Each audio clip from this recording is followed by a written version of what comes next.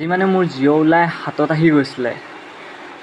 বৰ্তমান প্ৰায় সময় হৈছে 11টা বাজিব হৈছে আৰু বজা নাই। মই ভিডিঅ' এডিট কৰি আছিলোঁ। মোৰ নতুন চুটি ছবি এখন আহি আছে, প্ৰণয়। 27 তাৰিখে ৰিলিজ দিয়া কথা আছে আৰু আজি 25 তাৰিখ। ভিডিঅ' এডিট কৰি আছিলোঁ আৰু মোৰ UPSটো বেয়া হৈ আছিলে, গতিকে তাত চাৰ্জ বেছি দেৰি নৰয়, পটককৈ অফ হৈ গ'ল, কাৰেণ্টটো গুচি গ'ল। চ' মই এতিয়া মানে নেক্সট যেতিয়া কাৰেণ্ট আহিলে, অহাৰ পাছত মই ফাইলটো অ'পেন কৰিছোঁ আৰু হোৱা নাই অ'পেন। ডিলিট, চফা ফাইল, উৰি গ'ল। মই ভাবিছোঁ এতিয়া কি হ'ব, মই কি কৰিম এতিয়া। মানে ইমানখিনি কৰিলোঁ আৰু এদিনৰ পাছত ৰিলিজ দিয়া কথা আছে আৰু আজি এনেকুৱা হৈ গৈছে।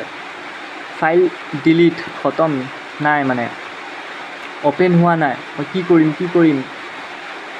অৱশেষত উপায় নাপায় ChatGPTক মই মোৰ মানে এই কণ্ডিশ্যনটো শ্বেয়াৰ কৰিলোঁ আৰু মই একচুৱেলি ৰিকভাৰী কৰিব বৰ্তমানলৈকে শিকি আছোঁ আৰু ৰিকভাৰীটো শিকা নাছিলোঁ।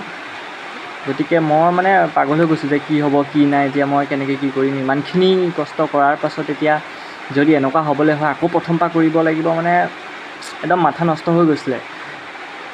আৰু ChatGPTক যেতিয়া সকলোখিনি কথা ক'লোঁ, ফটো শ্বেয়াৰ কৰিলোঁ, গতিকে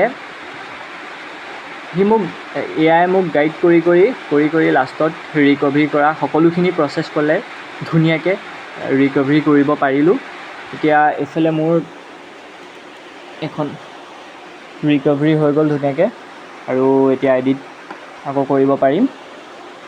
মানে AI বচাই দিলে আজি মোক, AI বচাই দিলে।